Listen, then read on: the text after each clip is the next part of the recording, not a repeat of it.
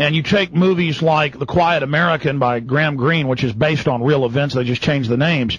That's when the Times of London reporter, who's based there in southern Vietnam, he's been recruited by the CIA guy. He doesn't know he's CIA. And the CIA guy is actually running terror attacks to blame it on the North to escalate the war. This is before the war really kicks off in the late 1950s, and it's based on true stories. That really happened. And then all of a sudden, he didn't know the guy's CIA, and suddenly these bombings blow up in the square and kill all these women and children. And then he's running around, the CIA guy, giving orders in Vietnamese. And the Times of London writer just goes and just leans back and realizes, well, literally, the man you're listening to right now saw something just like you see in that movie. Just like what you see in that fictionalized account of real events in Vietnam. Okay? That's why this is so important. Daniel, I want to go to Steve Watson and bring him up for any questions he's been holding for 20 minutes, but I'd like you to then talk about what happened in a nutshell after all of this. What started happening from that point on, please, sir? I will do. Okay, yeah. Well, it took the police investigating anti-terrorist branch of Scotland Yard 7 months to question me. I actually called them, contacted the emergency information hotline the following day, but they didn't get back to me until the end of January in 2006. And I just felt it was as though they were trying to whitewash me, to make out that I was not even there, to actually completely make it look as though I was not even on board the bus. But it is on record that you were there, and there's an upcoming book concerning it. Yeah, there is. That's what the Fourth Bomb, the book, is about. And what I went through, I had some surveillance, I don't know whether they were MI5, anti-terrorist branch, or what government organization, but I had a lot of probing. I even gave an interview with a journalist called Duffy. He was working for the Sunday Mirror, and he showed me a picture. This was a week after the actual 7/7. He showed me a picture of Hasib Hussein, and then he asked me, have you seen this person?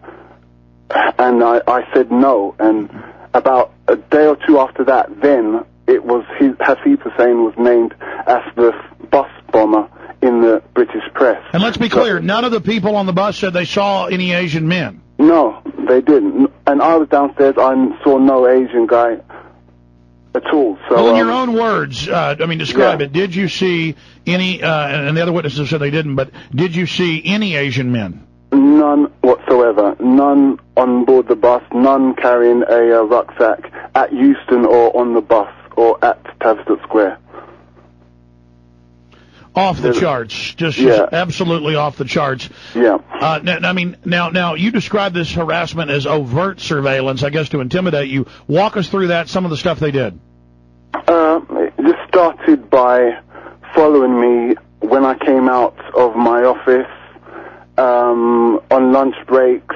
They were waiting on the corner. There's a place called the Honourable Artillery Barracks, and that's 10 minutes from where I worked, and that is where they kept all the dead bodies from the 7/7 attacks. So the police outside there, every time I used to walk past, they used to have something to say, call my name or something like that. And I think it was just a campaign trying to put psychological stress and pressure upon me, because obviously if it came down to me testifying, they want me to be deemed unfit to testify or something like that. But I think they just didn't want a public inquiry anyway, so they got their own way, and there was no public inquiry. Any other types of harassment? And then let's talk about how you finally got your meeting with the police and what they did. Yeah, well, I was chased once in Aldgate.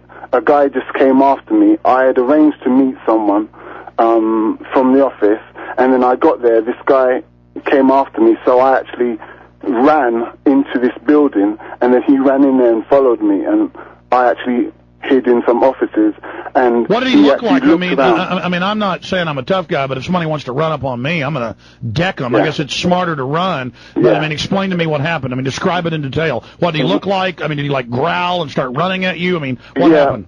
He was actually there waiting for me.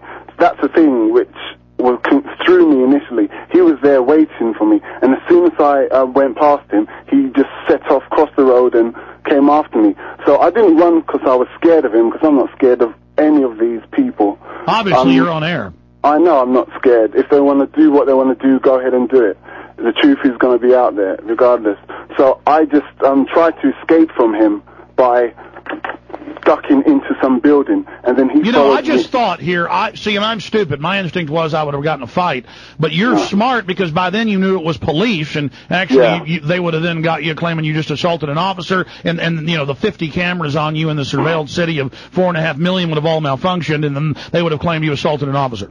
Yeah, precisely. That's what they were trying to do all along, because they asked my flatmate whether I had any criminal convictions. They were already delving into my background and my past, trying to find out whether I had any kind of dodgy or criminal past or tendencies or convictions. And I think they were trying to use that as a kind of weapon with which they could silence me. It's a lever. That's what spooks and operatives and informants do. We deal with that here locally. Please continue. Well, you know what? I want to bring Steve Watson up. You're just telling so much more now. Steve, thanks for holding. Any other key points you want to bring up here with Daniel? Well, I was just going to say, why do you think it is that the police didn't ask you to come in and give a statement straight away?